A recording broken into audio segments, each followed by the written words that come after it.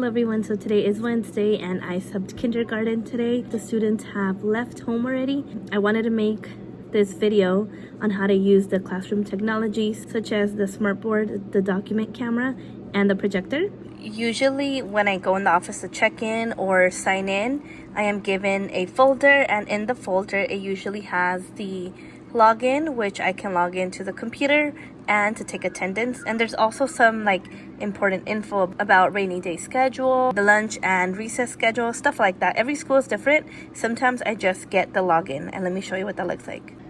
So there are some schools that just give me this handout and it has my login, and with this I can log into the computer and take attendance. So this is what my login looks like.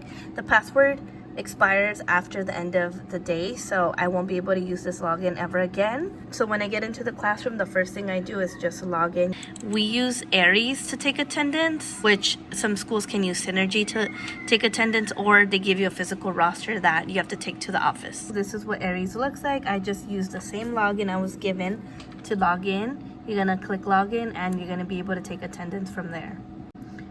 I also sub at another school that uses Synergy, so it's a little different. You're gonna choose the school's name, the teacher you're subbing for, and then you're gonna put the password that they give you. So once you're signed in to Aries or Synergy or whatever website your school uses to take attendance, the next thing I like to do is I like to look for the app for the DocCam. So like I mentioned, every school is different. This school uses an app called Visualizer, so I will open it here. Usually it is pinned to the desktop. Now that we have the DocCam app open, I know that the dock camera is on because it's already projecting whatever's under there. Now I just want to look for the projector and the remote to the smartboard. One thing I did notice is that there is no projector, so that means it is all controlled through the smartboard. So as you can see, the smartboard is not on.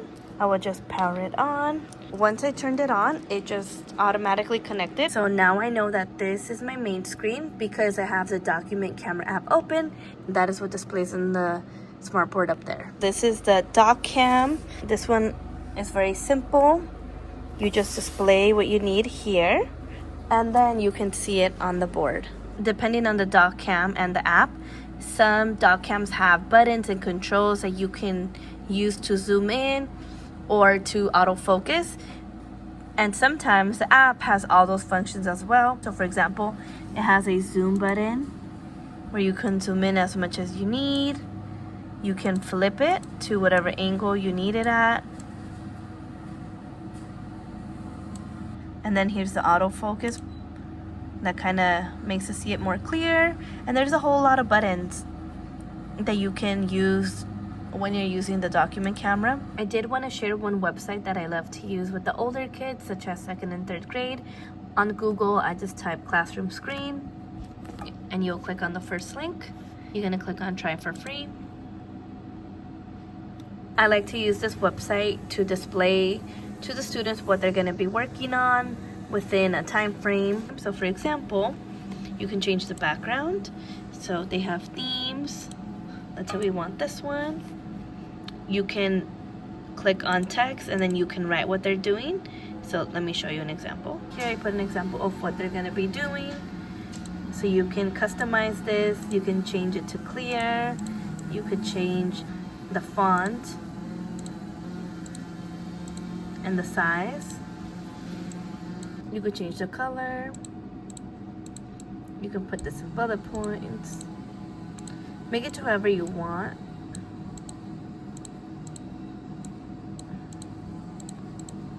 You can do something like this. You can add, I like to use a timer so students can know how many minutes they have. You can always customize this.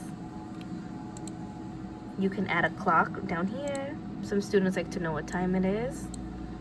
You can add the noise level, which I love. So you can do silence, whisper, ask a neighbor. I usually have a silence. There's so many things you can do with this. I just love this website to display what the students are going to be doing, so you won't have to keep repeating yourself, or in case a student forgets. This is one example of a smartboard. This one is a little bit different than what I'm used to. So you'll turn this on.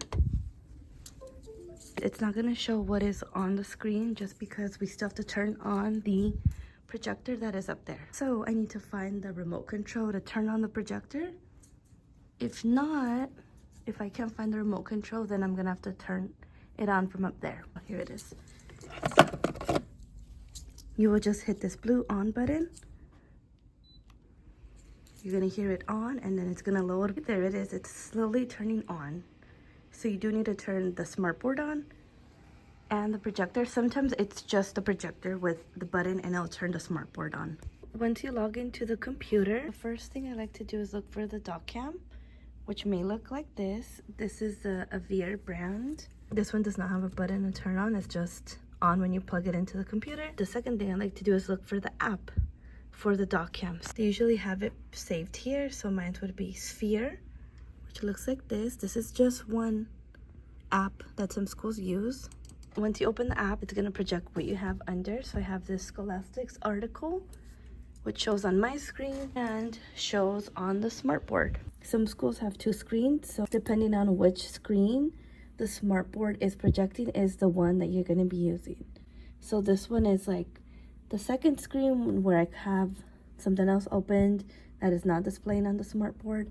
Whereas this one, anything I use in this screen is gonna display in the smartboard. Usually that is all I have to set up in the morning to get through the day. That's pretty much the most technology that we use as subs in the classroom. Hopefully that helps.